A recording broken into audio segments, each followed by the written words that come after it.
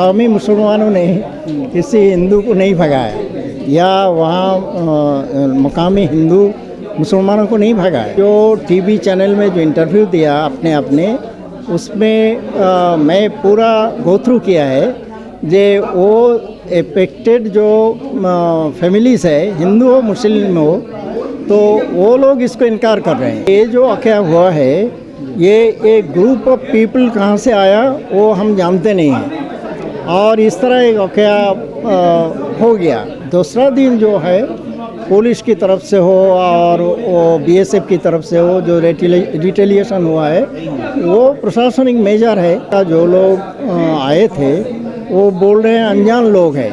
अनजान लोगों का ड्रेस वगैरह में कुछ चेंज वगैरह होता है। वहाँ जो हमारा बीजेपी का जो जिम्मेदार है वो तो ओपन ऐलान कम्युनल बातें करते हैं हर हमेशा।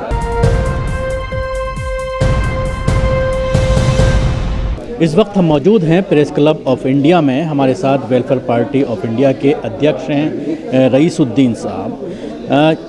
आज वफ़ के मामलों को लेकर यहाँ पर ये प्रेस कॉन्फ्रेंस रखी गई है और वेलफेयर पार्टी ऑफ इंडिया ने और India Muslim personal law board की जो जद्दोजहद हैं उसमें साथ मिल कर के उनका साथ देने की बात कही है।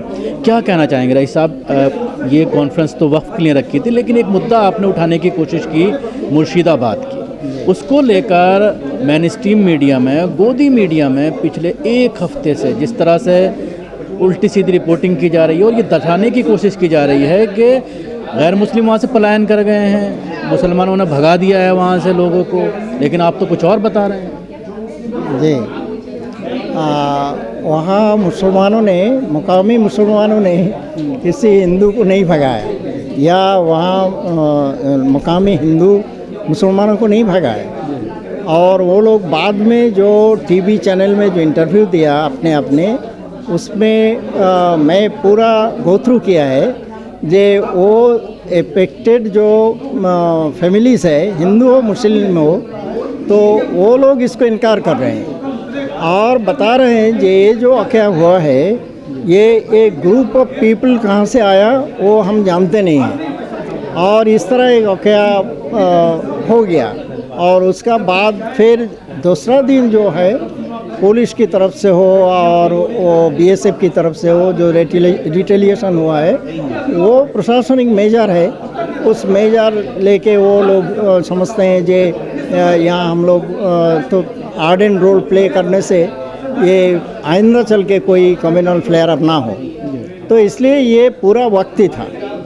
अभी तो कुछ ऐसी बाइट्स भी आ रही हैं महिलाओं की कि कुछ लोग पुलिस की वर्दी में थे जो आरएसएस के लोग थे, इस तरह की चीज़ें भी वहाँ पे इस तरह की थ्योरी भी आ रही है। दिल्ली दंगे में भी इस तरह की चीज़ें सामने आई थी या जामिया में जो प्रोटेस्ट चल रहा था सीएए का उस वक्त भी सिविल ड्रेस में कुछ इस तरह की बातें सामने आई थी। तो ये एक नया ट्रेंड चल रहा है कि आरएसएस और संघ के लोग या तो पुलिस वर्दी में या सिविल में कहीं ना कहीं हथियार चलाते हुए नजर आते हैं। हाँ वो तो वहाँ का जो लोग आए थे वो बोल रहे हैं अनजान लोग हैं।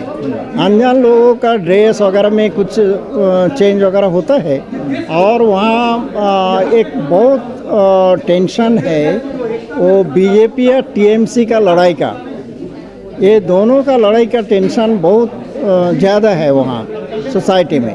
और अभी वहाँ जो हमारा बीजेपी का जो जिम्मेदार है वो तो ओपन ऐलान कम्युनल बातें करते हैं हर हमेशा।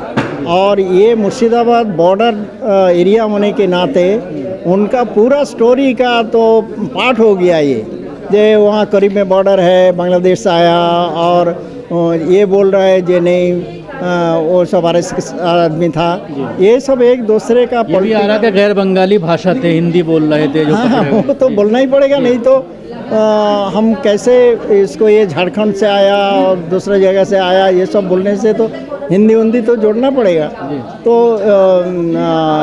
तो वो नहीं है, लेकिन वो वहाँ कुछ ग्रुप ऑफ पीपल अनजान ग्रुप ऑफ पीपल आया और उस पीसफुल जुलूस को इस्तेआलंगी जी किया और बाद में पुलिस आके उस मीटिंग वगैरह को जिस तरह से इसको प्रोपेगेंडा किया जा रहा है बहुत ज़बरदस्त तरीके से, मणिपुर 1 साल तक जलता रहा, उस पर कोई मीडिया कवरेज नहीं, लेकिन बंगाल में ऐसा लग रहा है और बार कहा जाता है जब भी इस तरह का कोई माहौल होता है कि वहाँ पर जो है राष्ट्रपति शासन लगा दिया जाए। हाँ, बंगाल के बारे में पहले से सेंट्रल गवर्नमेंट का ये एटीट्यूड है कि हमको बंगाल को कब्जा करना है।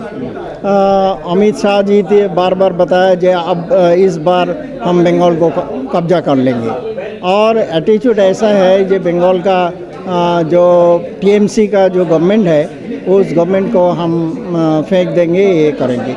लेकिन हालत ऐसा नहीं है। वहाँ टीएमसी का जो मास बेस है, लोगों को काम में आता है, इसलिए लोग उसको ये करते हैं। तो लेकिन ये लोग अपने सक्सेस समझेंगे अगर बंगाल माने सेंट्रल गवर्नमेंट का हाथ में आ जाए। तो दिल्ली के बाद उनका प्रेस्टिजियस चीज़ ये है जो बंगाल के बारे में, इसलिए वहाँ टेंशन बहुत ज़्यादा है और पब्लिसिटी भी वैसे ज़्यादा है। इस बार ये देखने में आया ममता बनर्जी जो इस तरह के बयानात नहीं देती थी, लेकिन इस बार कहीं ना कहीं उनके कुछ बयानात ऐसे सामने आए इस दंगे को लेकर, उसमें मुसलमानों में नाराज़गी नज़र आई, वो भी कहीं ना कहीं बैकफुट पर इस मामले में नजर आई। जी, तो हालत अभी वक्फ बिल पास होने के बाद पूरा बंगाल में पब्लिक एजिटेशन ऐसा जगह में पहुंच गया, और मुसलमानों का वोट बैंक तो ममता बनर्जी का वोट बैंक है, इसलिए कहीं ना हमसे कुछ ऐसा बात निकल जाए, मुसलमान नाराज़ हो, इस मामले में वो बहुत हसास है, इसलिए बहुत ठहर के बोलते हैं। और उनका बोलने का बात ये है कि हम तो आप लोगों का साथ है, मैं इस मामले में यहाँ नाफिज होने को नहीं देंगे ये कानून, और सेंट्रल गवर्नमेंट की तरफ से आप पर जो जुल्म हो रहा है मैं तो उसका खिलाफ हूँ। तो इसलिए आप लोग एजिटेशन में, आउटवर्ड एजिटेशन में मत जाइए, आज इंडोर एजिटेशन कीजिए और हमारा साथ ताल्लुकात रखिए। तो ये उनका एटीट्यूड है। कौमी मुसलमानों ने किसी हिंदू को नहीं भगाया, या वहाँ मकामी हिंदू मुसलमानों को नहीं भगाया। जो टीवी चैनल में जो इंटरव्यू दिया अपने उसमें मैं पूरा गो थ्रू किया है जे वो एफेक्टेड जो फैमिलीज़ है, हिंदू हो मुस्लिम हो, तो वो लोग इसको इनकार कर रहे हैं। ये जो वाक़या हुआ है, ये एक ग्रुप ऑफ पीपल कहाँ से आया वो हम जानते नहीं हैं, और इस तरह एक वाक़या हो गया। दूसरा दिन जो है पुलिस की तरफ से हो और वो बीएसएफ की तरफ से हो, जो रिटेलिएशन हुआ है वो प्रशासनिक मेजर है।